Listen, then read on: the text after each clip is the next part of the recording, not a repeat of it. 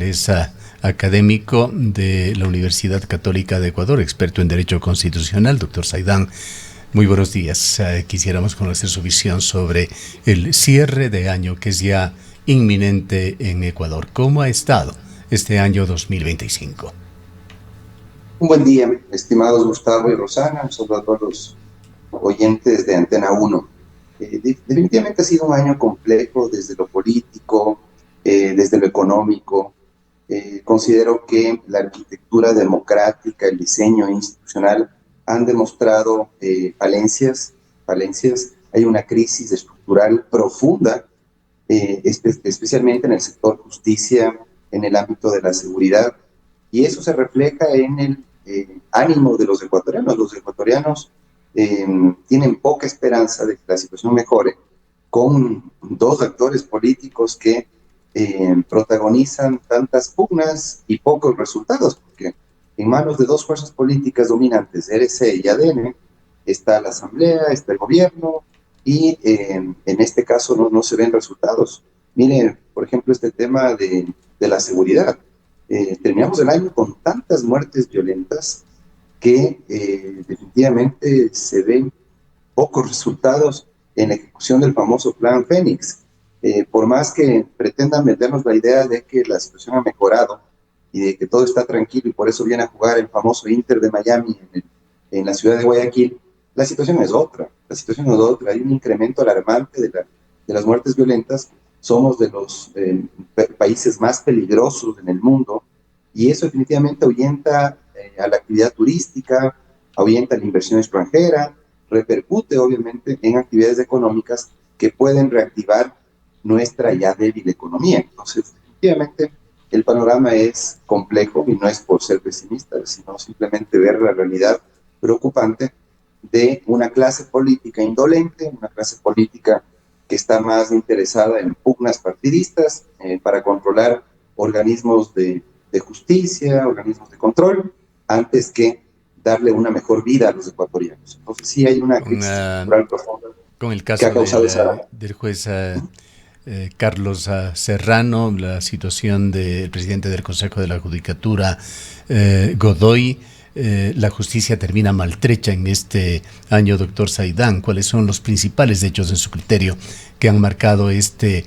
deterioro del sistema de justicia durante este 2025? Mire lo que ha pasado con esta columna de opinión de Felipe Rodríguez, abogado de Carlos Serrano. Mi colega penalista, Felipe Rodríguez, tuvo que publicar una columna de opinión denunciando las presiones que ha recibido Carlos Serrano, el juez anticorrupción, para que se vuelva a comentar, y hay ya antecedentes que ya se conocían. Hubo 5 impugnaciones para que llegue al cargo de presidente del Consejo de la Judicatura Mario Godoy. 5 impugnaciones. Fueron descartadas por los consejeros de participación ciudadana. Usted recordará, Gustavo, que lo que sucedió con el proceso de designación de Mario Godoy fue que fue el más cuestionado, el más impugnado. Los ciudadanos ya habían hablado de los nexos que tiene ese estudio jurídico que pertenece a Godoy, y donde ejerce la profesión su esposa. Ya habían alertado sobre las defensas previas que habían protagonizado Dolores Ventimiglia, el propio Mario Godoy anteriormente. Entonces, poner como cabeza del Consejo de la Judicatura a una persona así de descalificada, definitivamente provocó mayor desconfianza de la ciudadanía en la justicia. Lo que tenemos ahora es un Consejo de la Judicatura absolutamente desacreditado por la cabeza. Hay buenos elementos. Tiene usted a un par de vocales del Consejo de la Judicatura que tienen una trayectoria limpia, ¿sí? Y que lastimosamente no pueden hacer mucho porque es un organismo colegiado, que si no cuenta con 3 votos al menos, difícilmente se pueden aprobar en las sesiones del Pleno buenas iniciativas de transformación y depuración de la justicia, que es lo que tanto esperan los ciudadanos. Hola, doctor Saida, muy buenos días. Gracias por acompañarnos en esta mañana. Pues mucho se ha comentado sobre si Godoy debería permanecer en el cargo o retirarse frente a las acusaciones que han surgido en su contra.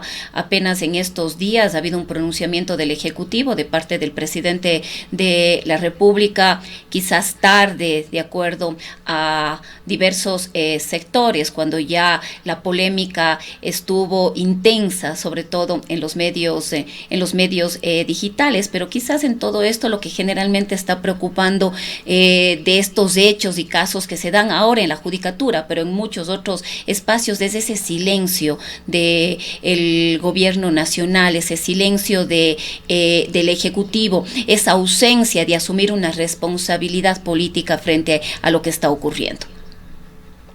Sí, efectivamente, pretenden deslindar responsabilidades, estimada Rosana, en el entorno gubernamental. En el entorno gubernamental, ahí están los corresponsables, ¿sí? Lo que deberíamos investigar es quién presionó al doctor José Swing, presidente de la Corte Nacional de Justicia, para que lo incluya como tercero de la terna. Porque usted recordará que Edison Toro aparecía como tercero en la terna. ¿Qué es lo que pasó en el Consejo de Participación Ciudadana? Descartaron el nombre de Edison Toro por supuesta inhabilidad de ejercicio del cargo porque se encontraba, digamos, figuraba como juez alterno del Tribunal Contencioso Electoral, fue descalificado. Y el doctor José Swing había cuestionado a Mario Godoy públicamente en entrevistas y sin embargo misteriosamente lo incluye a última hora como tercero de la terna. Ayer, no sé si usted tuvo la oportunidad, estimada Rosana, de escuchar a Mercedes Caicedo, jueza de lo penal de la Corte Nacional de Justicia. Ella confirma que el nombre de Mario Godoy no tuvo el respaldo del Pleno, sino fue una decisión solamente del presidente de la Corte Nacional de Justicia.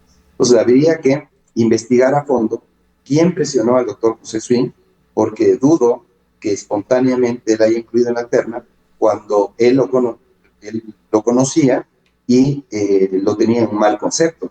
¿Por qué incluye a una persona que no tenía su confianza en la terna de la Corte Nacional? ¿Y por qué esa terna de la Corte Nacional no tuvo el respaldo del Pleno de la Corte? Y fue finalmente integrada por jueces, por candidatos que no tenían el respaldo de los demás jueces, solamente el presidente de la Corte Nacional de Justicia. Y por otro lado, también creo yo que hay corresponsables en el Consejo de Participación Ciudadana. Usted recordarán al famoso Juan Esteban Guarderas, consejero de participación, que se abanderaba de la lucha anticorrupción y se abstuvo en la votación para designar a Dunia Martínez como presidenta del Consejo de la Judicatura. ¿Por qué razón se abstuvo y no permitió que una profesional de trayectoria docente ocupe ese cargo? ¿Y por qué Yadira Saltos, 2 días después de esa designación, pidió la reconsideración de la votación para dar paso justamente a una nueva terna? Entonces, hay varios consejeros de participación ciudadana que deberían responder, inclusive, ustedes saben que un año después de dejar el cargo, podrían ser enjuiciados políticamente. Entonces, yo no sé qué espera la Asamblea Nacional para iniciar ya ese juicio político. Me parece que ya en el correísmo ingresaron una solicitud. Espero que haya incluido a todos los consejeros de participación ciudadana que son responsables de esa designación. ¿Qué pasos piensa usted pueden darse para corregir esta situación que tiene tambaleante a la función judicial? Estoy seguro, estimado Gustavo, que Alexandra Vidasís eh, terminará renunciando. Terminará renunciando. A ella le correspondería, Ella por es la subrogación, asumir la encargada ahora. presidencia. Exactamente. Está, bueno, me parece que el día de hoy vuelve a actuar Mario Godoy para comparecer a una sesión del COSEPE.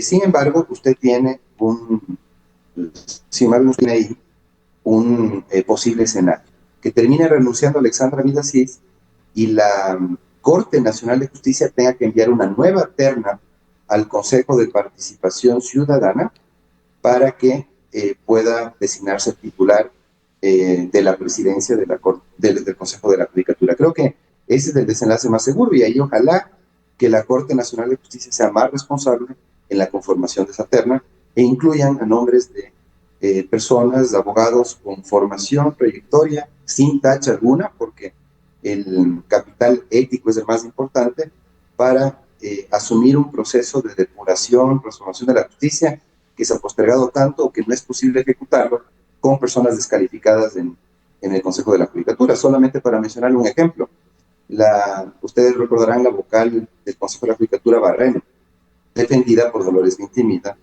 esposa de Godoy.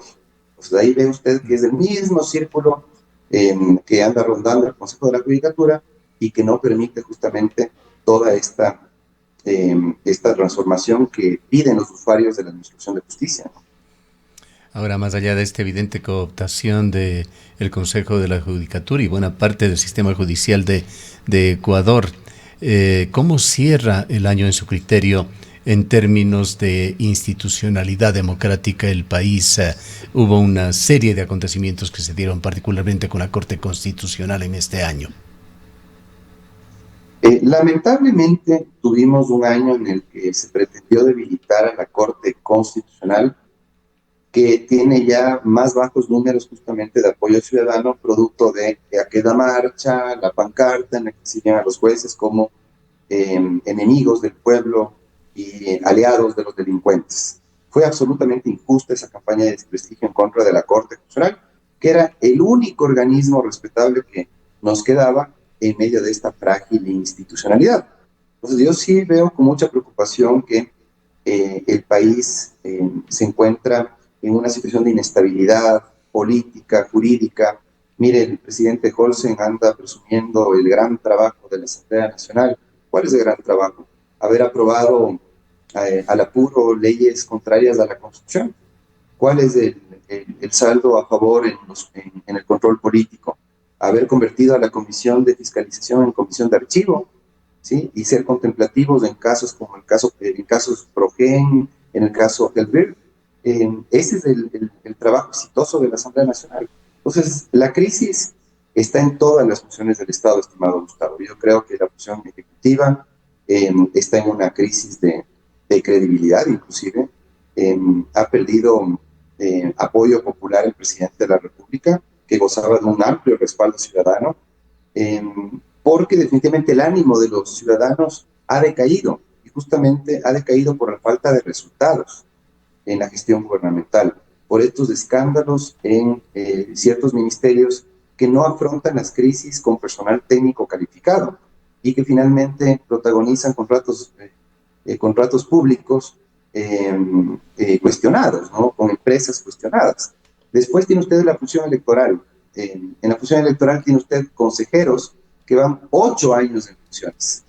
En el Consejo Nacional Electoral, el periodo es de 6 años. Tiene consejeros, comenzando por la señora Diana Tamay, que ya va cerca de 8 años en funciones. Y el concurso para designar a los reemplazos está estancado en el Consejo de Participación Ciudadana. Tiene usted aquí en la Corte Nacional de Justicia 16 jueces encargados, 16 jueces encargados de los 21, solamente 5 titulares, 16 que provienen de las cortes provinciales, que son con jueces que están encargados como jueces. Ayer, por ejemplo, Mercedes Caicedo justamente comentaba este asunto, absolutamente preocupante.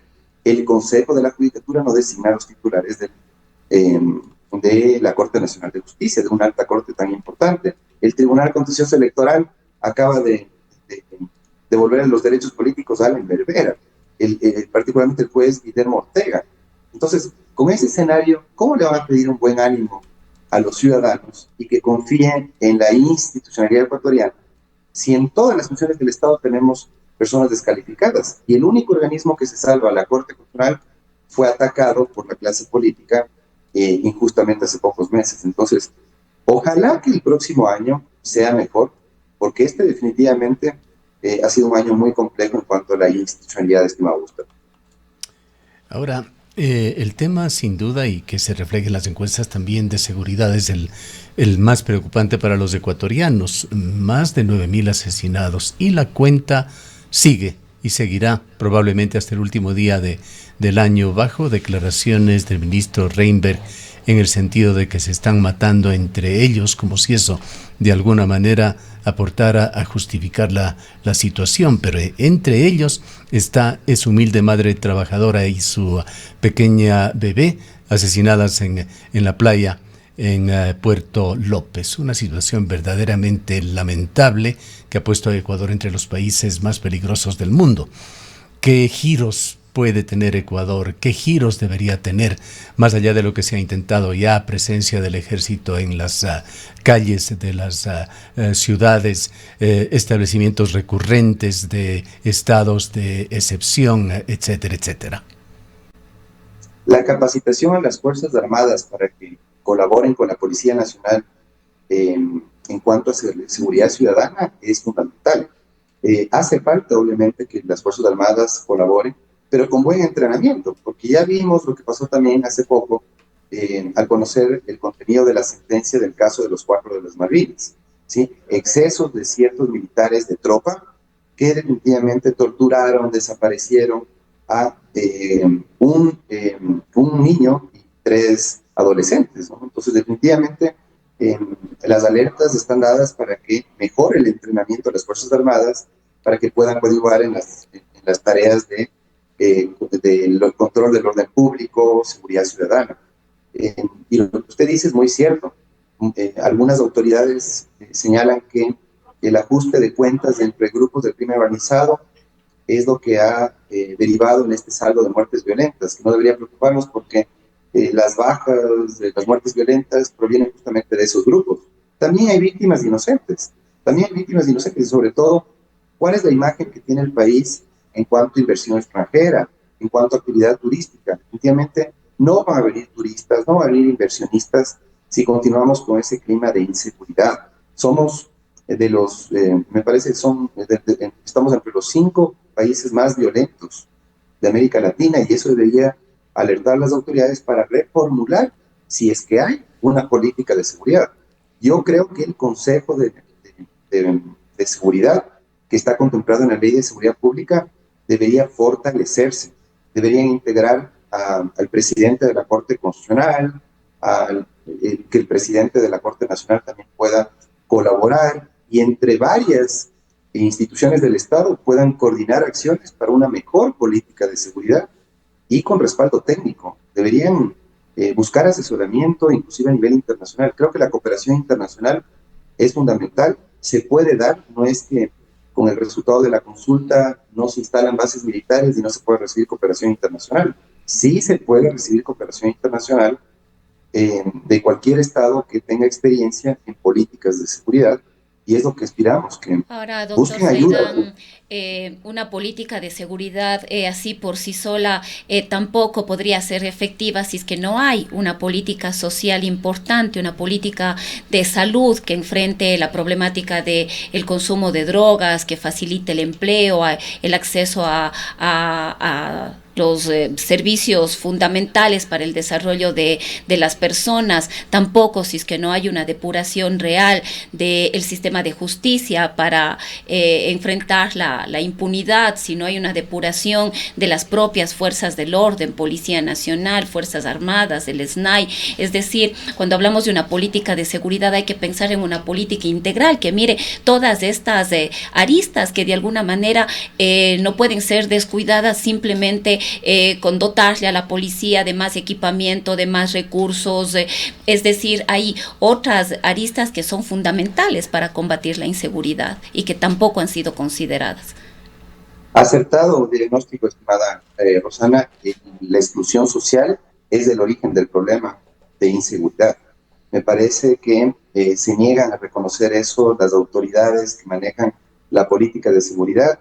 Se insiste con esta espectacularización de la política de seguridad, con estos golpes de efecto, es que fue capturado un objetivo de alto valor, el gerente en Emiratos Árabes, fue recapturado tal personaje, y sin embargo continúan los problemas de inseguridad, siguen operando estos grupos, ¿sí? Porque realmente no se les está desarticulando acertadamente y no se está atendiendo el problema de raíz. ¿Cuál es el problema del reclutamiento de jóvenes en estos grupos de crimen organizado? justamente la deserción escolar, por ejemplo. Hay una política educativa que atiende esa problemática. En el Ministerio de Inclusión Social se preocupa más del clientelismo antes que de atender a sectores de grupos de atención prioritaria. Entonces, yo sí creo que definitivamente está faltando la política social, como usted muy bien indica, no se está reconociendo que ahí está el origen del problema, y además creo yo que hay un problema muy grave, la infiltración del crimen organizado en estamentos de la policía, de la fiscalía, de las altas cortes, ¿no? Y particularmente del Consejo de la Judicatura. Entonces, yo sí creo que si se quiere combatir eficazmente al crimen organizado, no se debe, o se debería descartar, depurar a estas instituciones para que no tengan esta filtración del crimen organizado, que alerten a los integrantes de estos grupos de los operativos que se van a ejecutar, que después no obren para favorecer a estos grupos. Miren lo que acaba de pasar con el caso del juez anticorrupción Serrano. Acaba de denunciar que le quitaron la seguridad policial, en lugar de proteger a esos jueces valientes, a esos jueces que están investigando, están procesando a este tipo de narcotraficantes, se le quita la seguridad policial. Entonces, ¿cómo pueden trabajar con tranquilidad, sin temor a represalias, si es que no reciben el apoyo de la función ejecutiva en cuanto a seguridad? Entonces, esa depuración tan anhelada no va a ser posible si es que seguimos teniendo al frente de las instituciones a personas cuestionadas. Ojalá que el presidente sea más sensible a esta problemática y cuando regrese de sus vacaciones atienda todas estas crisis que se dan en cuanto a política de seguridad, y que no se lave las manos finalmente de lo que está pasando en la justicia, porque en el entorno gubernamental, hubo gente que respaldaba a Mario Godoy. Así que eso de deslindar responsabilidad y endosarle la responsabilidad solamente al correísmo es injusto. Aquí ADN y ERC tienen que responder por haber tenido encabezando el Consejo de la Judicatura a una persona descalificada. Ahora, el Estado ecuatoriano se ha mostrado deficiente para resolver los principales problemas: seguridad, salud, educación, institucionalidad. ¿Qué riesgos prevé usted, anticipa, doctor Saidán, si es que estas tendencias actuales se mantienen? Fíjese en otro aspecto, estimado Gustavo. El próximo año va a ser un año preelectoral. Afortunadamente no va a ser un año electoral. El resultado de la consulta asegura que no sea un año electoral, pero se van a mover fichas para la elección de 2027. Usted va a tener elección de gobiernos locales, ¿sí? Y muchas veces también se utilizan a los gobiernos locales para infiltrar al crimen organizado. Usted recordará lo que pasó en Manta, ¿no? Lo que pasó en Manta cuando se supo lo que había pasado con alias Fito, que había una persona al interior de, me parece que era la agencia de tránsito del municipio de Manta, que colaboraba con el crimen organizado en este tipo de acciones de control. Entonces, creo yo que es importante que se voltee la mirada también hacia los gobiernos locales, porque creo yo que los gobiernos locales también tienen deudas pendientes con los ciudadanos, que esperamos que se atiendan los problemas de las ciudades de la mejor manera, contando con los recursos oportunamente, porque usted sabe también que hay retrasos en las asignaciones presupuestarias de parte del gobierno central, del Ministerio de Economía, a los gobiernos locales. Usted ha visto también que se utilizan a los organismos de control para perseguir a alcaldes no alineados. Lastimosamente, claro, eso ha pasado. Una política abierta y declarada por la ministra de Gobierno, una pugna persistente entre el gobierno y los 3 principales municipios del país. Exactamente. Entonces, yo espero que al menos Natalie Morillo, al frente del Ministerio de Gobierno, tienda puentes con la oposición, porque lo que espera la ciudadanía es que trabajen coordinadamente en la clase política para beneficio de los ciudadanos, que descarten estas agendas partidistas de esos contratos, de esos controles selectivos que se hacen solamente a ciertos alcaldes, ¿sí? A mí me gustaría ver, por ejemplo, un eficaz control gubernamental en la Contraloría a todos los alcaldes del país, pero me llama mucho la atención que justamente dirijan su atención a ciertos alcaldes que le resultan incómodos porque no se alinean con el proyecto oficialista. Pues definitivamente veo yo que falta independencia, estimado Gustavo, independencia en instituciones de control y de justicia, y justamente por esa falta de independencia de funciones es que no se investigan a profundidad casos de corrupción. Mire el caso de Progen, mire el caso de Helbir, se podrían determinar responsabilidades claras si es que tendríamos un eficaz control en la Contraloría y no tendríamos una contemplación de ese organismo frente a ese tipo de casos o esas tibias resoluciones tardías además cuando ya se han ocasionado perjuicios al presupuesto general del Estado. Entonces, Ojalá espero tengamos yo realmente un mejor año 2026, doctor Saidán. Le agradecemos mucho por haber estado con nosotros. Los mejores deseos para ustedes, su familia, estimado Gustavo, estimada Rosana, que todo el equipo de Antena 1 tenga un mejor año y que todos los ciudadanos podamos tener estabilidad política, económica, para que mejoren las condiciones que está enfrentando el país. Bien. Declaraciones del doctor Salim Saidán, él es constitucionalista,